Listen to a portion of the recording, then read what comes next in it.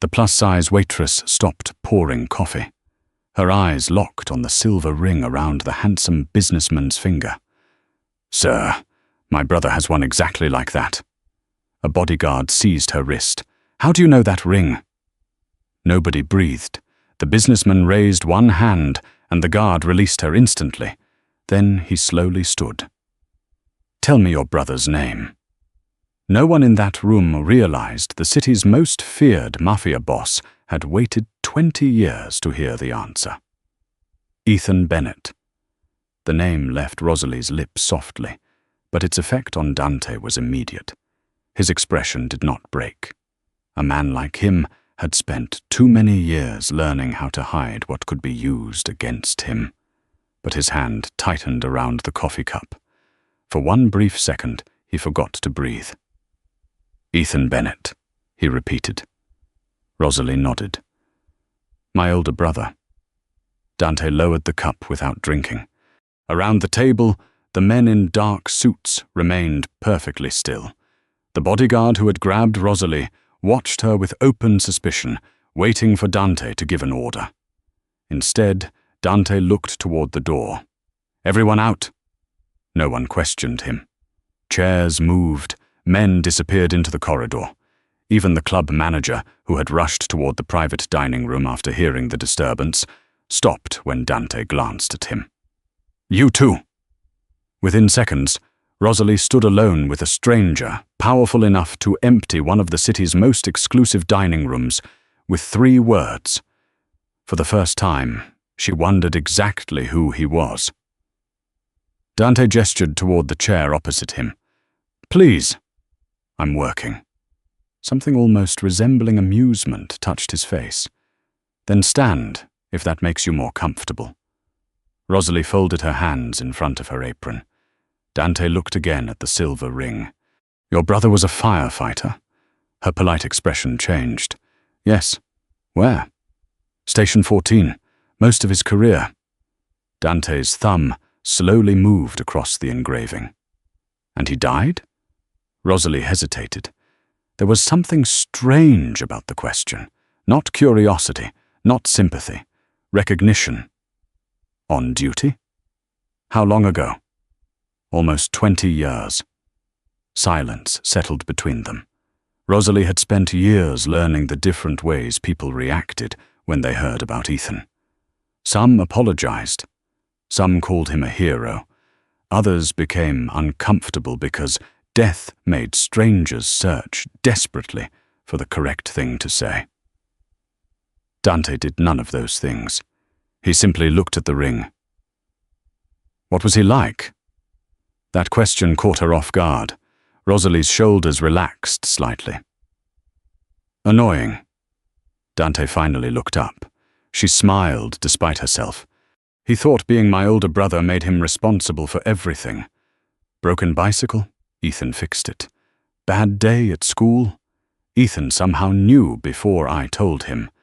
If somebody made me cry, he suddenly had a very serious reason to walk me home the next afternoon." A faint warmth entered her voice. "He burned almost everything he cooked, though, so the heroic reputation was slightly exaggerated." For the first time that evening, Dante smiled. It disappeared quickly. "Did he wear the ring often?" "Almost every day." "Was there another one?" Rosalie's smile faded. Her gaze dropped to Dante's hand. "Yes." Dante became completely still. "They were a pair," she said. "At least that's what Ethan told me." "Do you know where the second one went?" "No." Her answer seemed to land harder than she expected. "After he died, we got some of his belongings back. His watch, his jacket, a few things from his locker." She paused. "But only one ring." Dante looked away. Rosalie studied him now. "Did you know Ethan?" His jaw tightened almost imperceptibly. "I knew what kind of man he was." "That isn't what I asked." His eyes returned to hers. Most people would have backed away from that stare. Rosalie didn't. Dante seemed to notice. "No," he said quietly. "Not in the way you're thinking." Then he asked, "Did Ethan ever tell you what was engraved inside the rings?" Rosalie's breathing changed. She had not mentioned an engraving, not once. Her eyes dropped again to the silver band around his finger. "How do you know there was one?" Dante said nothing. Rosalie took a small step closer. For the first time, the intimidating businessman was no longer the mystery that frightened her. He was the mystery she needed to understand. "Who are you?" Dante slowly turned the ring around his finger until its worn inner edge caught the light. Then he looked at her with an expression Rosalie could not name. Grief, perhaps, or gratitude, carried for far too many years. "Someone," he said, "who has been trying to find Ethan Bennett for almost 20 years. Rosalie stared at him, and suddenly she understood one thing with terrifying certainty. This man had not merely known her brother. He knew a part of Ethan's life that even she had never been told. 20 years earlier, Dante Moretti had not been a man people feared. He had been an 18-year-old boy choking on smoke. The warehouse fire had started shortly after midnight. By the time the first crews arrived, flames had already swallowed the eastern side of the building. Several families had been attending a charity distribution event inside, and in the confusion, no one knew exactly how many people remained trapped. Ethan Bennett entered with the second rescue team. He was not thinking about becoming a hero. He was thinking about finding whoever was still alive. Inside, visibility had collapsed to almost nothing. Ethan moved through the smoke by touch and training, calling out whenever he stopped to listen. Then he heard coughing.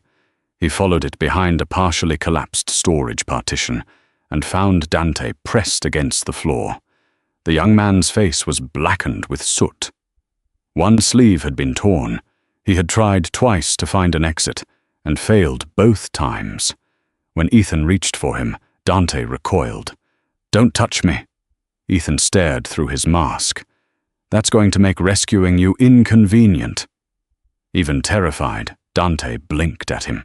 Ethan extended his hand again. "Come on!" Something in his voice made Dante obey. The journey out became worse before it became better. A section of ceiling collapsed behind them. Ethan pushed Dante ahead, keeping himself between the boy and the worst of the heat. Whenever Dante slowed, Ethan spoke. Not heroic words, not promises that everything would be fine. Simple instructions. "Stay low. Keep moving. Look at me. Breathe." Years later, those were the details Dante remembered most clearly. Ethan had never treated him like someone helpless. He had treated him like someone worth getting home. They reached the loading entrance, minutes before conditions inside became impossible. Outside, paramedics rushed toward them. Firefighters shouted names. Survivors cried for relatives, while emergency crews tried to establish who had escaped and who was still missing. Dante should have disappeared into that chaos. Instead, Ethan caught his shoulder. "Wait." He pulled off one glove. 2 simple silver rings were threaded onto a cord beneath his protective clothing. Ethan removed one. Dante stared as the firefighter pressed it into his soot-covered palm. "What is this?" "A reminder." "For what?" Ethan closed Dante's fingers around the ring. "When you become strong, protect someone else." Dante looked down at the silver band. "Why are you giving it to me?" But someone screamed from inside the warehouse. Ethan's head turned instantly. There were still people trapped. He squeezed Dante's shoulder once, then ran back toward the fire. Dante never spoke to him again. Hours later, Father Michael Hayes found the young survivor, sitting beneath an emergency blanket, staring at the ring in his hand. The retired chaplain would remember that night for decades. Exhausted firefighters, frightened children, families waiting for names, and the silent young man who refused to release a small silver ring. Father Michael sat beside him. "The firefighter gave me this," Dante finally said. Michael examined it only briefly, enough to notice the worn engraving inside. He went back in. "Yes. What's his name?" Dante looked toward the emergency crews. "I only heard someone call him Ethan." Father Michael remained beside him until morning. By sunrise, the terrible cost of the fire was becoming clear. Ethan Bennett had helped bring several people out that night. He did not come home, and Dante carried one sentence away from the ruins: when you become strong, protect someone else. Over the years, the frightened survivor became a man whose name could silence rooms. His world grew harder. His influence grew larger. Men learned to fear him long before they understood him. But the silver ring remained. Not because Dante believed jewelry could repay a life. It remained because every time power tempted him to forget what strength was for, he could feel Ethan Bennett's final lesson against his skin. For 20 years, Dante never removed it. And now, standing across from Ethan's sister, he finally knew the name that belonged to the man behind the promise. Rosalie remained silent for several seconds. The dining room suddenly felt different. The silver ring was no longer a coincidence. Neither was the way Dante had reacted to Ethan's name. "You were there," she said. Dante did not pretend to misunderstand. "Yes." "At the warehouse?" "Yes." Rosalie looked at the man before her. The immaculate suit, the controlled voice, the kind of authority that made armed men leave a room without hesitation. Then she tried to imagine him frightened and 18 years old, surrounded by smoke. "You were the boy." Dante's gaze dropped briefly to the ring. "Your brother pulled me out." The words struck Rosalie harder than she expected. For nearly 20 years, Ethan's final shift had existed in fragments: official reports, condolences, newspaper clippings, stories from firefighters who had survived. There had been numbers, people rescued, people injured, people lost. But numbers did not have faces. Now one of those lives was sitting across from her. Rosalie lowered herself into the chair Dante had offered earlier. "My mother always wondered," she whispered. Dante waited. She used to say that knowing someone came home because Ethan went inside would make losing him hurt differently. Rosalie swallowed. "Not less. Just differently." Dante's composure shifted. "I wish I could have told her." Rosalie looked up. "She died 6 years ago." His eyes closed for the briefest moment. Another chance lost. "I searched for him," Dante said. "At first, all I had was Ethan. No last name? Not one I trusted. I was taken to the hospital before I could ask." Years later, when Dante finally possessed the resources to search properly, the trail had already grown cold. Records from the disaster were incomplete. Names appeared differently across reports, and several rescue crews had rotated through the scene. He found firefighters named Ethan. None had the ring.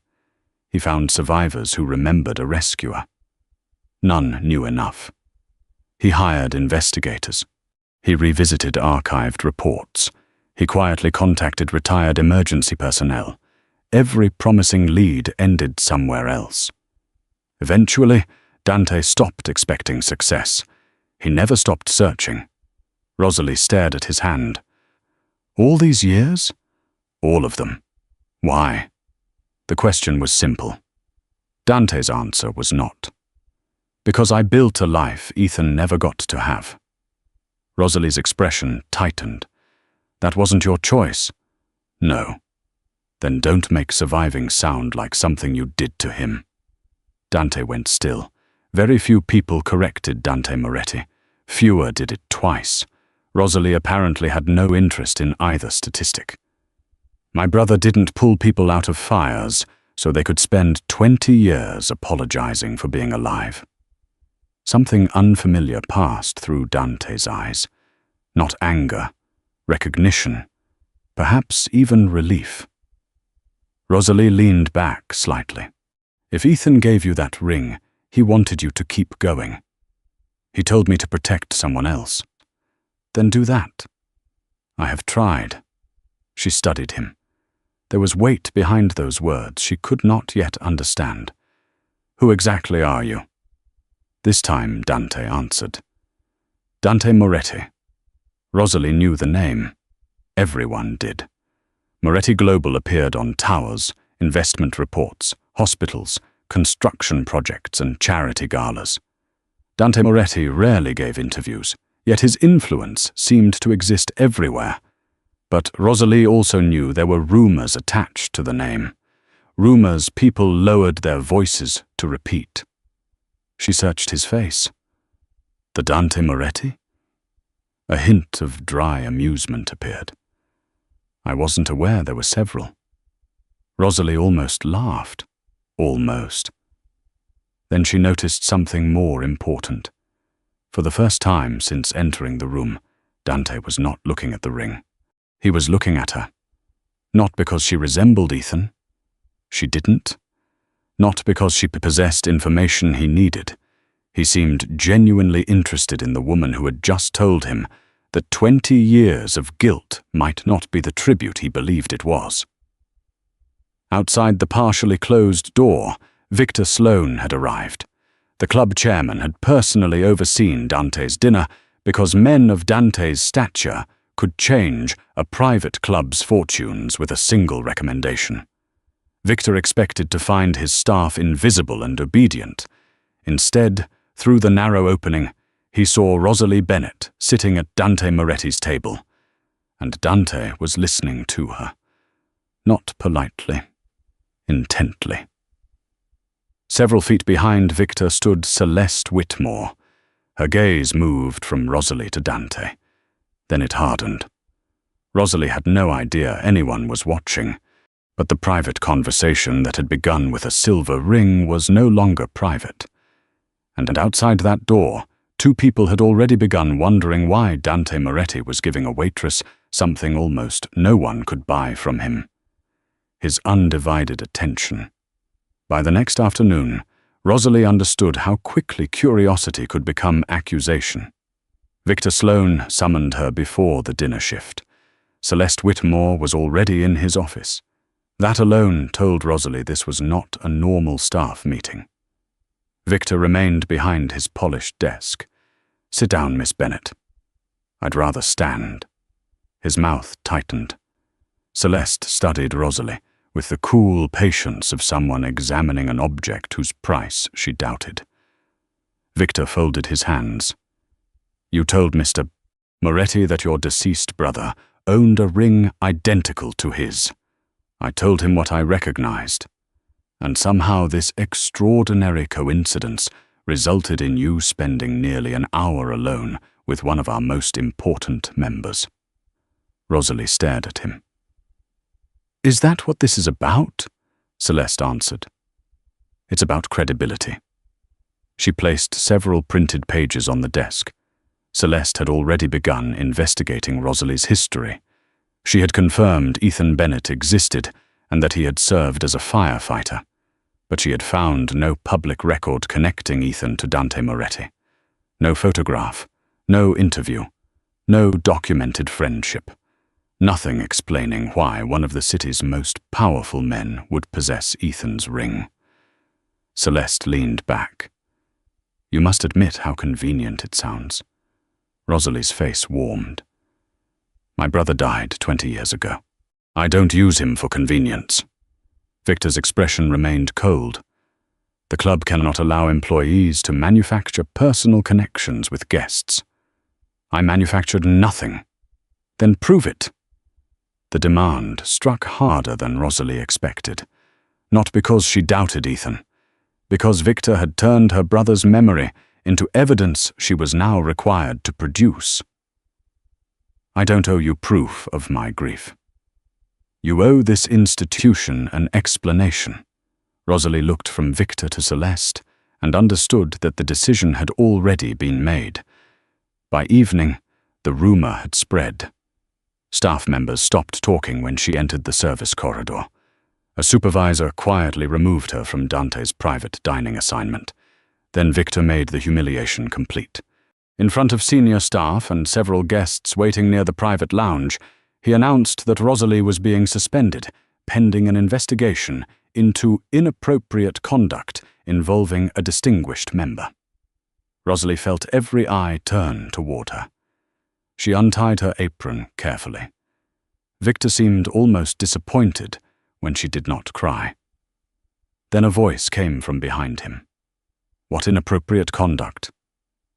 The corridor went silent. Dante stood near the entrance. Victor's posture changed immediately. "Mr. Moretti, this is an internal personnel matter.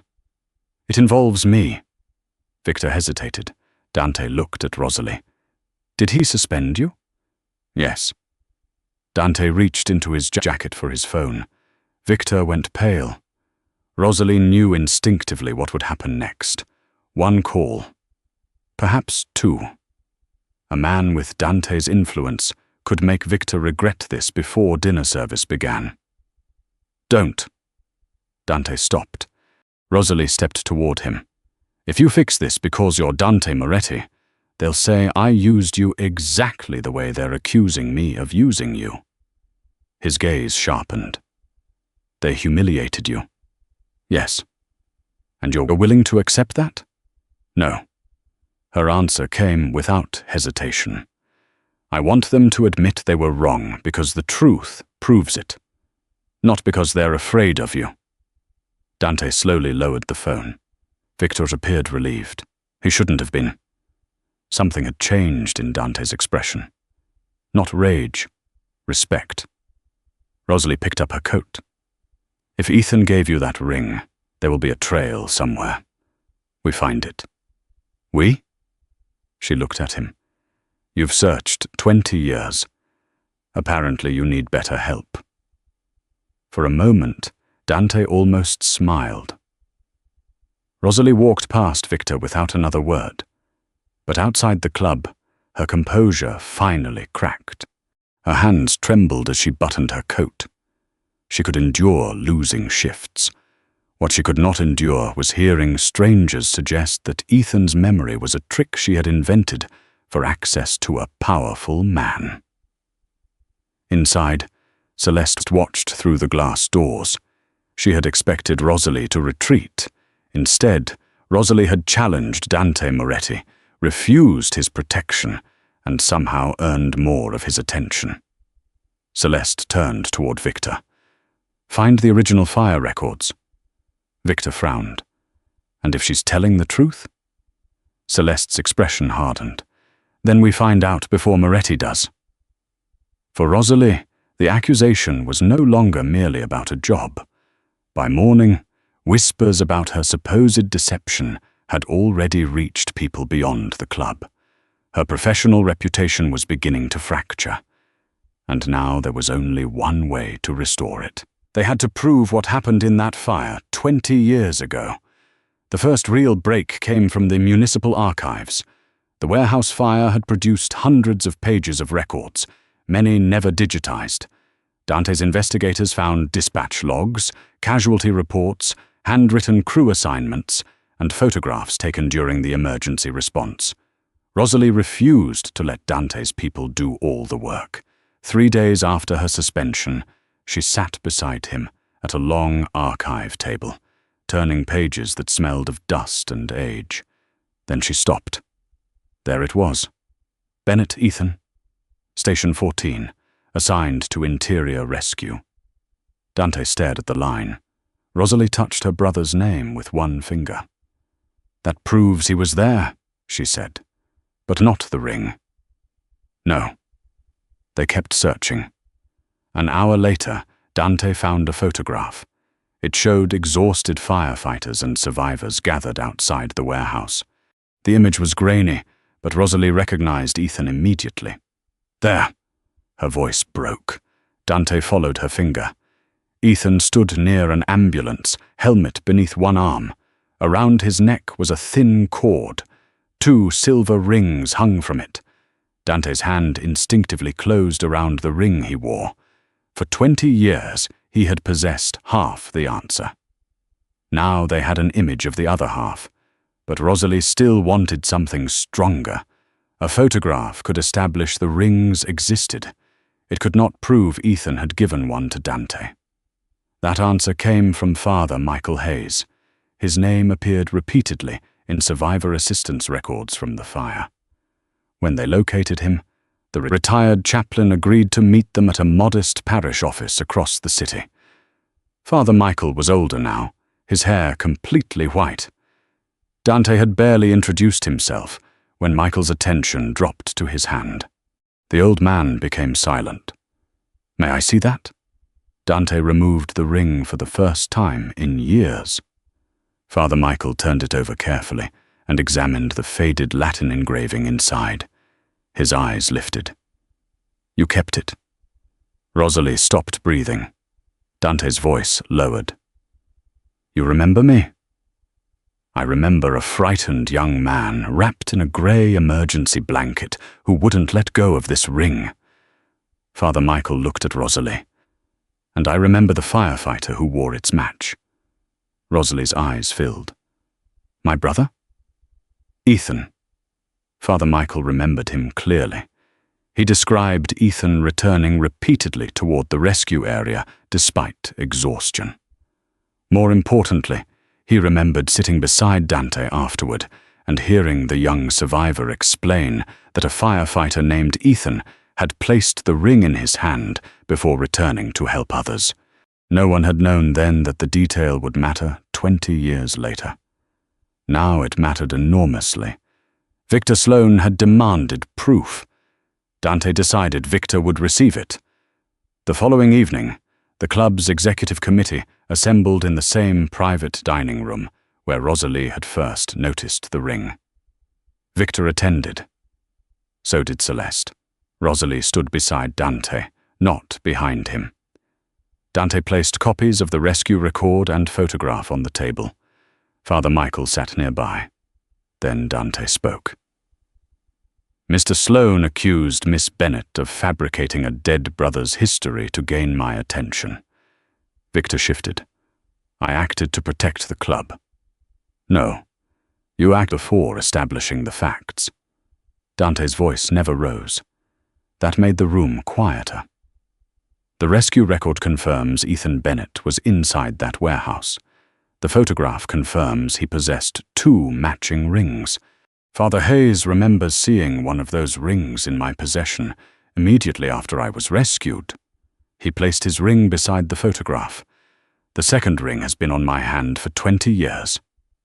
Victor's face drained of color. Celeste stared at the evidence she had helped uncover. Dante continued. "Rosalie Bennett did not approach me for money. She did not request access, employment, influence, or favors. When I offered to intervene after her suspension, she refused." His gaze settled on Victor. "She asked for one thing, the truth." Nobody answered. Rosalie realized then why the moment felt different from revenge. Dante was not destroying Victor. He was removing every excuse Victor had used to justify humiliating her. The executive committee formally rescinded Rosalie's suspension. Her personnel record was cleared. Victor was required to issue both a written and public apology, while the board announced an internal review of his conduct. Celeste said little. Her investigation, intended to expose Rosalie, had instead constructed the evidence that vindicated her. When Victor finally faced Rosalie, his apology sounded painfully rehearsed. Rosalie let him finish. "I accept the correction," she said. "The apology will mean something when the people who heard the accusation hear the truth too." Dante looked at her with quiet approval. Later, after everyone had gone, Rosalie returned to the old photograph. She was no longer looking at Dante. She was looking at Ethan. For days, Powerful people had argued over whether she was lying, but the evidence had done something larger than clear her name. It had brought her brother back into focus. Not as a rumor, not as leverage, not even as a hero frozen in memory. As Ethan Bennett, a tired firefighter carrying 2 silver rings who had saved a frightened young man and asked for nothing in return except that one day, when that boy became strong, he protect someone else. 2 weeks after Rosalie returned to work, Dante asked her to meet him somewhere that had nothing to do with the dining club. She arrived expecting another conversation about Ethan. Instead, Dante placed a folder in front of her. On its cover were 5 words: "The Ethan Bennett Legacy Scholarship." Rosalie stared at them. What is this? A beginning. Dante had spent the previous weeks studying programs available to families of firefighters killed in the line of duty. He discovered something that bothered him. Ceremonies were plentiful, but long-term support was inconsistent. He wanted to fund university tuition, vocational training, books, counseling, and emergency educational expenses for the children of fallen firefighters. Not for 1 year. Permanently. Rosalie closed the folder. No. Dante blinked. No. You've already made the first mistake. Most people presented proposals to Dante Moretti, hoping he would approve them. Rosalie returned his with corrections. You named it after Ethan before asking whether Ethan would have wanted that. Dante leaned back. Would he? He hated attention. Then what would you call it? Rosalie thought for a moment. The Second Alarm Foundation. Dante's brow lifted. When one crew needs help, she explained, another alarm brings more people. The point isn't one hero. It's that nobody carries everything alone. Dante looked at the abandoned title on the folder. Then he crossed it out. The Second Alarm Foundation. Rosalie smiled. Better. That was how their partnership began. Dante supplied resources. Rosalie supplied boundaries. When his advisors proposed an expensive launch gala, Rosalie replaced half the budget with additional scholarships. When Dante suggested putting Ethan's portrait in the foundation's entrance, she agreed only if the wall honored other fallen firefighters too. And when a consultant wrote promotional language describing sacrifice as glorious, Rosalie deleted the entire paragraph. Families don't need us romanticizing the worst day of their lives. Dante read her revision. You're very comfortable telling me I'm wrong. You keep giving me opportunities. He smiled more often after that. Weeks became months.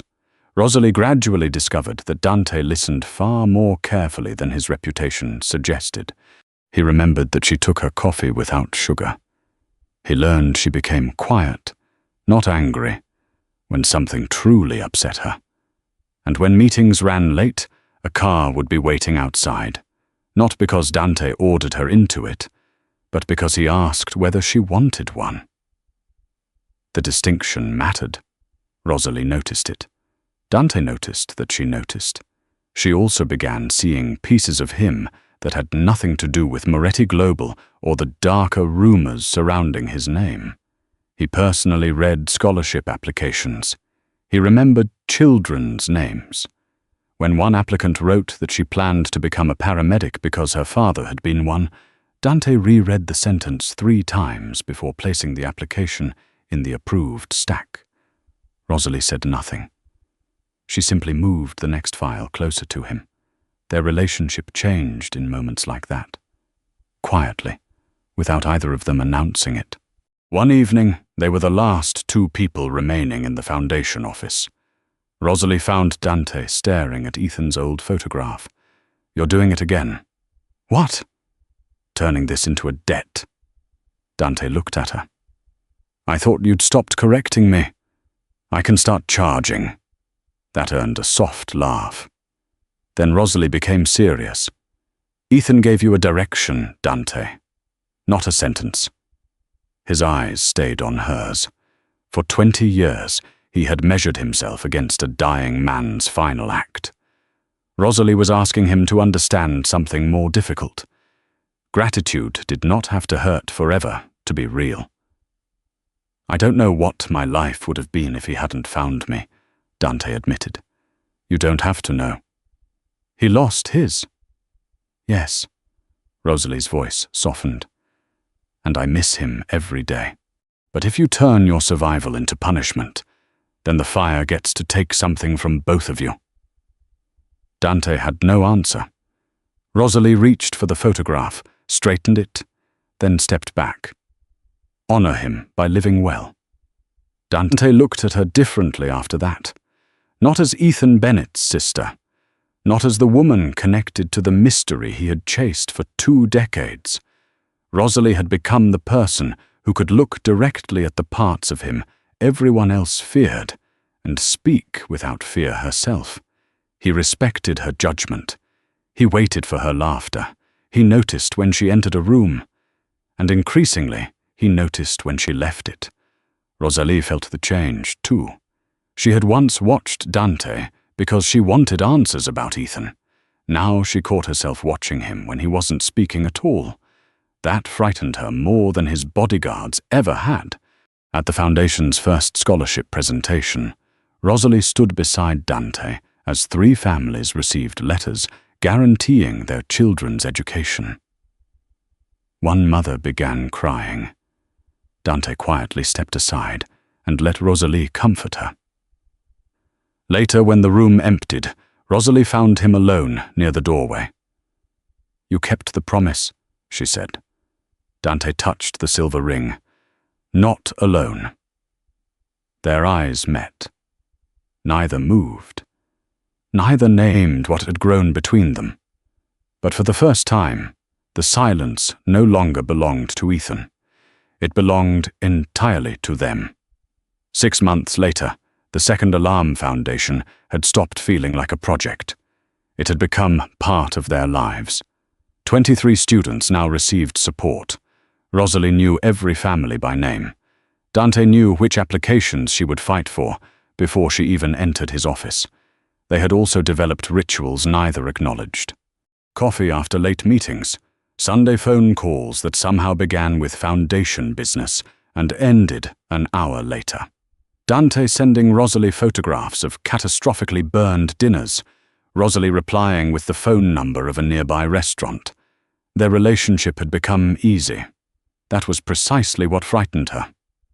One evening, after a scholarship committee meeting, they walked alone through the Foundation's quiet reception hall.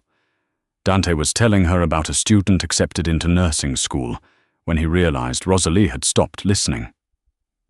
"What is it?" She looked at him. "I need to ask you something." "Ask." Rosalie hesitated. For months, she had trusted the way Dante treated her. He never tried to purchase her affection. He never demanded her time.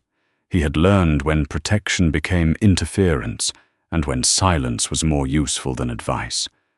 But one question remained. Would we be standing here if Ethan hadn't died? Dante's expression changed. No. The answer came so quickly that Rosalie looked away. Then Dante continued. Because I never would have met you. She looked back. That isn't what I mean. I know.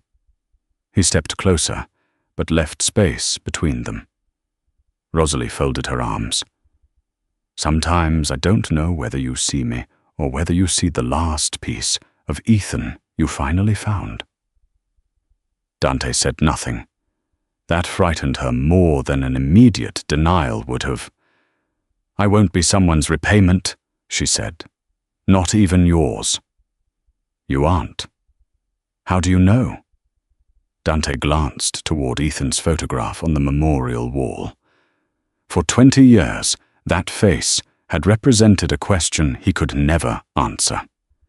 How could one life ever repay another? Then Rosalie had appeared and challenged the question itself. When I first saw you, Dante said, all I could think about was Ethan. Rosalie absorbed the honesty. When you told me his name, I thought finding you meant I'd finally found a way to settle something that could never be settled. And now you annoy me when I approve bad proposals." Despite herself, Rosalie smiled. "You approve many bad proposals. You steal food from my plate. You order too much. You correct my grammar in text messages. Someone has to." Dante smiled, then his expression softened. "And when something happens, you're the person I want to tell." Rosalie's smile disappeared. Not from hurt, from the sudden intimacy of the truth. Dante continued. "I know when you're pretending not to be tired. I know you hate being called brave when you're simply doing what needs to be done. I know you laugh before delivering an insult because you think it makes the insult kinder. It does. It doesn't." She laughed softly. Dante's gaze remained on her. "I spent years searching for the man who saved me." He paused. "I never imagined I'd find the heart that raised him instead." Rosalie's eyes filled. Dante shook his head slightly. "But that's not why I stayed." The words mattered more than everything before them. "Ethan brought me to you," he said. "You gave me every reason after that." Rosalie looked down, fighting tears. "So this isn't gratitude?" "I am grateful to Ethan every day." Dante stepped closer. "What I feel for you is not gratitude." Her breathing slowed. "What is it?" For a man whose decisions could move companies and silence dangerous rooms, Dante suddenly looked almost uncertain. "Love." Rosalie closed her eyes briefly. When she opened them, she saw no debt in his expression. No dead brother standing between them. Only Dante. She touched his hand. The silver ring was cool beneath her fingers. "I was afraid you'd say that." His brow tightened. "Why?" "Because now I have to admit something equally inconvenient." "What?" "I love you too." Dante laughed quietly, almost in disbelief. He lifted one hand toward her face, but stopped before touching her. Rosalie noticed. Even now, he waited. So she closed the distance herself. Their first kiss was gentle. No audience. No dramatic declaration. No debt being paid. When they separated, Rosalie rested her forehead against his. For 20 years, Dante had believed survival created an obligation to the past. Standing there with Rosalie, he finally understood Ethan's lesson differently. Protecting another person did not always mean standing between them and danger. Sometimes it meant respecting their choices. Sometimes it meant building something that outlived grief. And sometimes it meant allowing someone close enough to protect the part of you that had spent years surviving alone. For the first time since the warehouse fire, Dante was no longer living because he owed a dead man his life. He was living because he had finally found a future he wanted for himself. 1 year later, the Second Alarm Foundation held its first annual ceremony. The room was filled with firefighters, surviving spouses, scholarship recipients, and children whose futures had been altered by losses they had never chosen. At the center of the memorial wall hung Ethan Bennett's photograph, among dozens of others. Rosalie stood beside Dante. She no longer wore the uniform of the private dining club. Her work with the foundation had become permanent, not because Dante had given her a position, but because she had helped build one worth accepting. When the final scholarship was announced, Dante approached the memorial wall alone. The room gradually fell silent. For 21 years, a silver ring had remained on his hand, through fear, power, success, guilt, and finally, love. Dante looked at Ethan's photograph. Then he removed the ring. Rosalie's breath caught. She understood immediately. Dante placed it carefully beneath the photograph, beside Ethan's matching ring, which Rosalie had brought from her family's keepsakes for the ceremony. For the first time since the night of the fire, the pair rested together again. Dante touched the edge of Ethan's photograph. There was no speech to the dead, no promise left unpaid. Only gratitude. Then he turned toward Rosalie.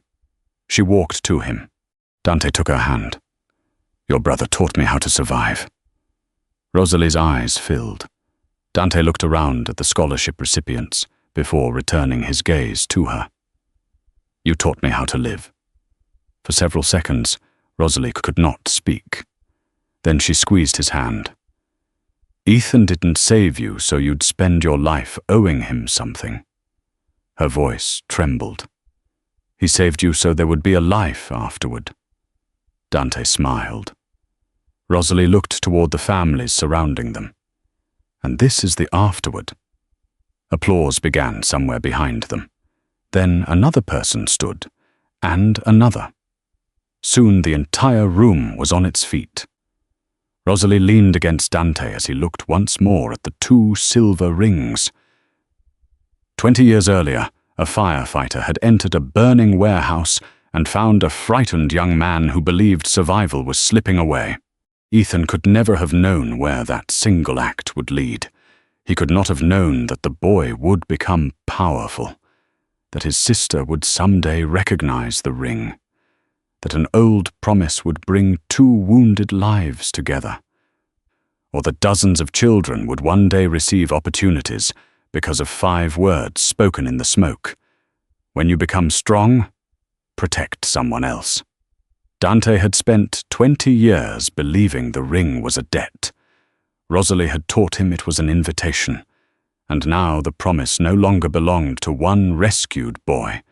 It lived in every family they helped, every future they protected, and every life that would carry Ethan Bennett's kindness forward.